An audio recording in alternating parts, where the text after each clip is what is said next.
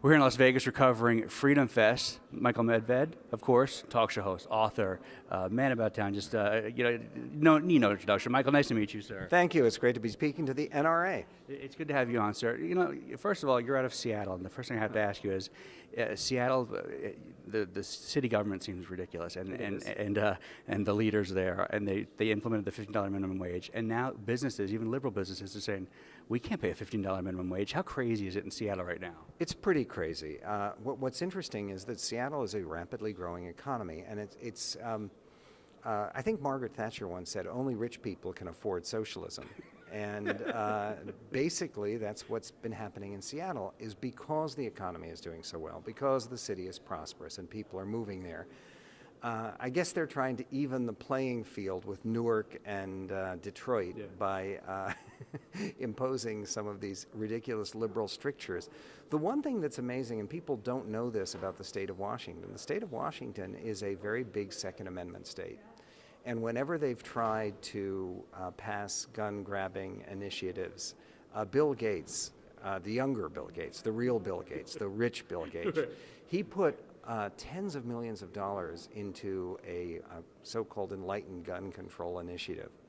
And in very liberal Washington, this would have required, it was a much more elaborate background checks, and everyone who owned a gun would have to take a gun safety course, and et cetera, et cetera.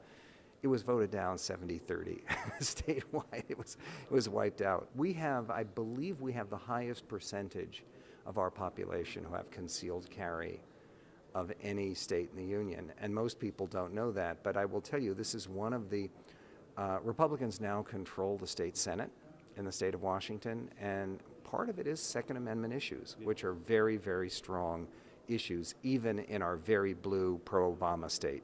Well, your very blue pro-Obama city has some socialist-leaning members of the city council and the mayor. Talk about some of the elected officials in Seattle that we've been reading about, and share some stories. It's not socialist-leaning, it's open socialist. Kashama Sawant is a member of the Socialist Party, and there are more who are running, and she's the one who was really spearheading this $15 minimum wage. She also wants to take over Boeing plants and have the city of Seattle produce airplanes, which is insane, but there it is.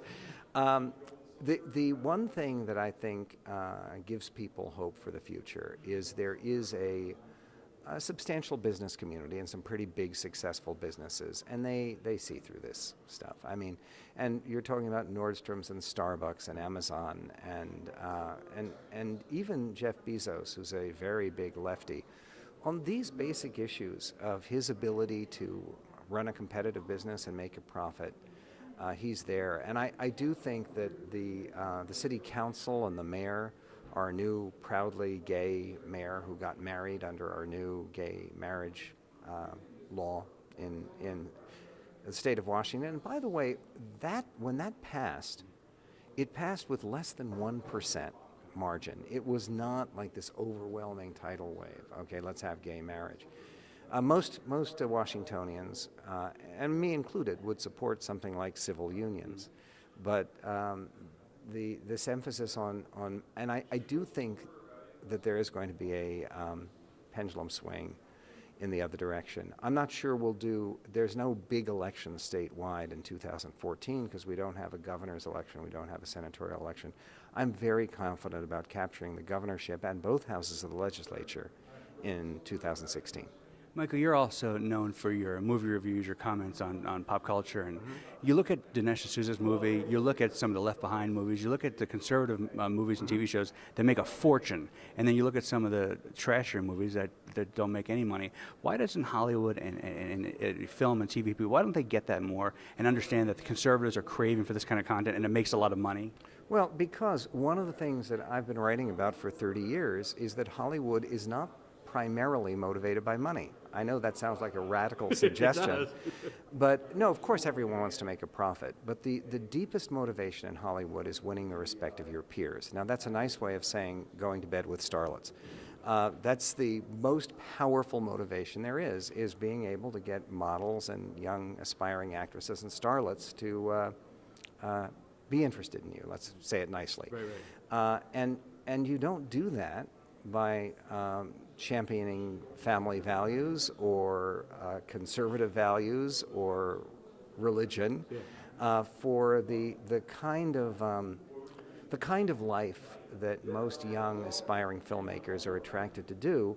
You're much more likely to be socially successful, to put a nice turn of phrase on it, if you're a cutting edge, if you're showing the dark side, you're showing the evil that lurks within the human heart, you're exploring decadence. I mean, and then there's another factor, and that factor is when we hear box office figures, we usually hear box office figures about the United States. We don't hear the figures abroad. Right now, over 70% of all revenue comes from overseas, not US or Canada. And I'll give you an example. I very rarely give 0 stars to a film. I gave 0 stars to a film called Snowpiercer, which starred Ed Harris and Tilda Swinton and John Hurd and Chris Evans, who was Captain America. Right. It's an awful movie. It's just unspeakably horrible. And it's about cannibalism and eating babies and cutting off your own limbs and eating them. Yes, really. And it's a post-apocalyptic future when the only human survivors are riding around in a solar-powered train in a frozen world. So it's awful. And I predicted correctly that this film would do no business in the United States. It did less than 1.5 million in this country. It's done 85 million worldwide. Yeah. 60 million in South Korea alone, and 11 million in China. And so it's very, very profitable, even though, because obviously they have a market for Marxist cannibalism movies in China. I guess so. Just imagine. But that's something else to keep in mind. And the point about this is that here is the core problem. For most conservatives, and this is a disadvantage we face in politics, it's a disadvantage we face in culture, it's a profound conservative disadvantage, which is that we have other priorities. Most conservatives are concerned about families, neighborhoods, church or synagogue, private business, running your business, making a profit. For liberals, whether it's movies or politics, that's it. That's the Holy Grail. That's our only focus.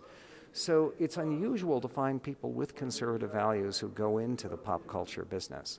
And it's quite normal for people to want to express their own points of view. There's nothing worse than when a lefty, a lib, makes what he or she thinks is going to be a religious movie. Right. I mean, it's embarrassing. And there have been a few like that have failed horribly. But this year, there have been a bunch of breakthrough films, including Son of God by Mark Burnett and Roma Downey, and including movies like God's Not Dead, which made $65 million. It's a $2 million movie. And with a no-name, I guess Hercules, Kevin Sorbo is the only known name with it. But that movie has done very well. Heaven's for Real, which Randall Wallace, who's one of the few conservative Christians in Hollywood, made that film. That movie's done spectacularly well. So there are attention-getting exceptions.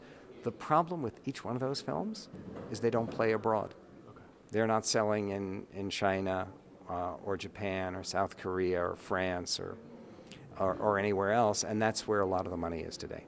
Michael Medved, last question, because I know you're a busy man. I want to go from movies to the border by talking about the fact that Obama did a fundraiser with Robert Rodriguez, who was in charge of the movie Machete, right. in which Jessica Alba famously said, we didn't cross the border crossed us. Right. Very, very violent, politically, right. you get it. It's there's no question, Machete, aside from being really a lame motion picture, is a pro-illegal immigration motion picture. Those of us, and I'm in favor of meaningful immigration reform that secures the border, but I am not in favor of more illegal immigration. I don't know any American who is. And for President Obama to ignore Governor Perry and to ignore this situation and not to say clearly that these young people, you may feel sorry for them, they must go home. Because if we accept these, and we provide more federal money to house and to care for and to clean up and give medical care, of course it's going to encourage